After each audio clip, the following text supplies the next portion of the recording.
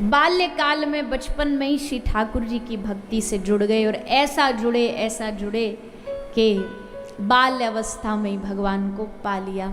भगवान को पाने के लिए उम्र नहीं, जाति नहीं, ज्ञान भी नहीं। भगवान को पाने के लिए भगवान कहते बस हृदय में भाव होना चाहिए। ठाकुर जी ने ध्रुव जी पर खूब कृपा करी। फिर प्राचीन वरी राजा की कथा सुनाई, साथ ही साथ आगे महाराज प्रियव्रत का चरित्र आया, जिनके वंश में श्री भरत जी महाराज का प्रागट्य हुआ। भरत जी जिनके नाम से हमारे देश का नाम पड़ा भारत। भरत जी के नाम से इस देश का नाम भारत पड़ा।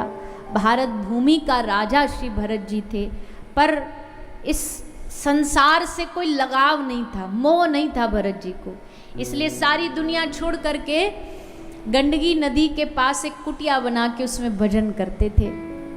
भजन करते करते एक बार इनके जीवन में एक हिरण का बालक मृग शावक आ गया।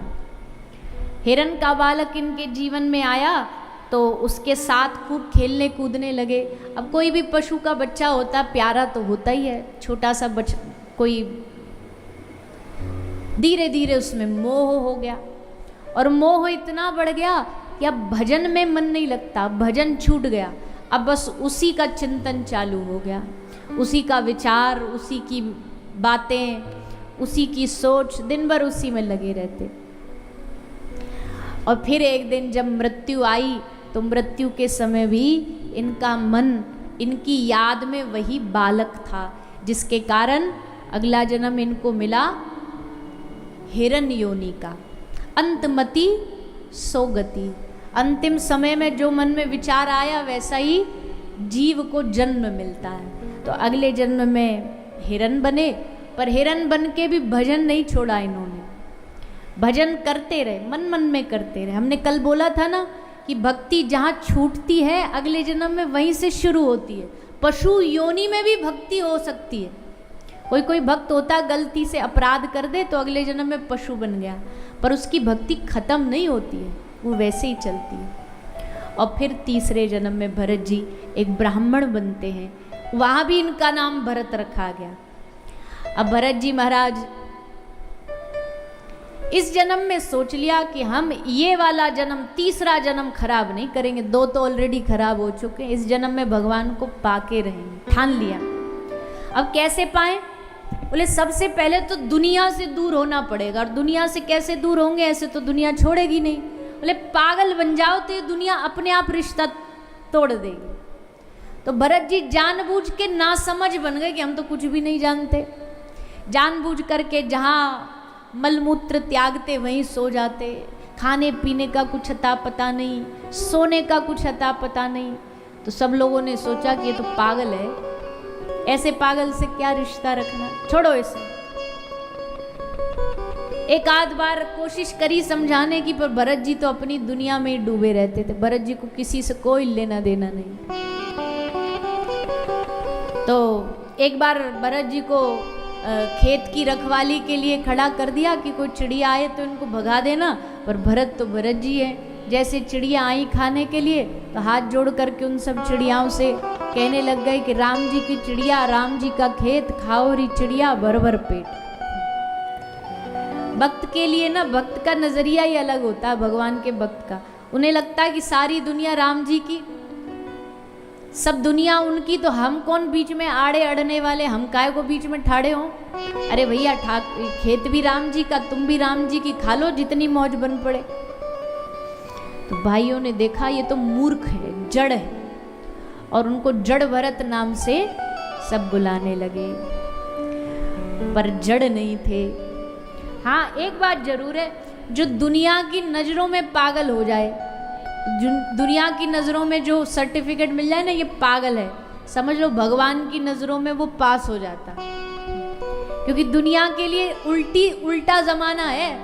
यहाँ जो गलत काम कर रहा है वो तो समझदार है दुनिया वालों के लिए, अरे वाह वाह देखो कहाँ से कहाँ पहुँच गया। और जो भगवान की भक्ति करने लग जाएगा ना, भगवान के भजन में थोड़ा लग गया, थोड़ा कीर्तन में ज़्यादा जान लगा, सत्संग ज़्यादा सुनने लगा, सत्संग में आया तो माथे पे चंदन लगाने लगा। अब क्या कहेंगे लोग, बाबरा हो गया, पागल है, बाबा जी बन जाएगा। जैसे कोई बाबा जी बनना कोई हलवा है, बाबा जी बनना कोई खेत की गाजर मूली का काम है क्या, जो मन करे बाबा जी बन जाए। 2 दिन कथा सुनने से कोई बाबा जी बन जाता है? लेकिन दुनिया वालों को बड़ा मजा आता है चढ़ाने में, दुनिया वालों को बड़ी मौज आती है सब बोलने में। पर अगर आपको ऐसा कोई बोलने लगे ना कथा सुन करके, तो समझ जाना कि ठाकुर जी ने अब कृपा करना चालू कर दिया, कृपा हो गई है अब आप पर। तभी तो दुनिया आपको पीछे पड़ गई है कि भैया पावरा हो गया, पागल हो गया।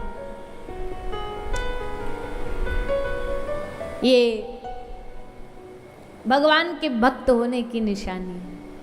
तो भरत जी ने कहा बढ़िया, हमको और पागल बोलो, हम तो और जानबूझ के पागल बनेंगे। और पागल बन गए।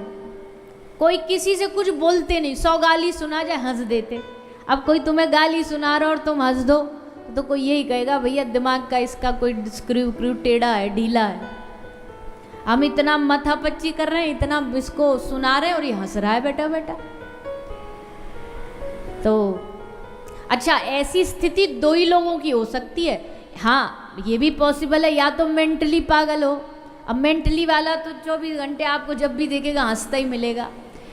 पर ऐसी स्थिति भगवान के भक्तों की भी होती है। अब आपको उसमें पहचानना पड़ेगा। दिली पागल और दिमागी पागल दिखने में एक ही जैसे होते हैं, पर अंतर दोनों में बहुत बड़ा होता है। एक संसार का पागल होता है, एक भगवान के नाम में पागल होता है। तो इसलिए भरत जी ने कहा अच्छा है, हमको दुनिया जितनी पागल कहे रिश्ता तोड़ दे उतना बढ़िया है। जितने रिश्ते टूट जाए ना दुनिया से उतना अच्छा है। क्यों? क्योंकि इन रिश्तों में कहीं कोई सुख नहीं है, कहीं कोई आनंद नहीं है। एक दिन जा कर के जब ठोकर लगती ना तब समझ आता अरे राम राम राम, दुनिया तो ऐसी है, दुनिया तो वैसी है। तब जा कर के समझ में आता है नाता एक राम जी से, असली नाता तो वही है। बाकी नाते तो सब टेम्परेरी हैं, टाइम आने पर सब रंग दिखा देते हैं, सबके असली चेहरा बाहर आ जाते हैं। इसलिए नाता सबसे पक्का वाला कोई है तो वो ठाकुर जी के साथ है।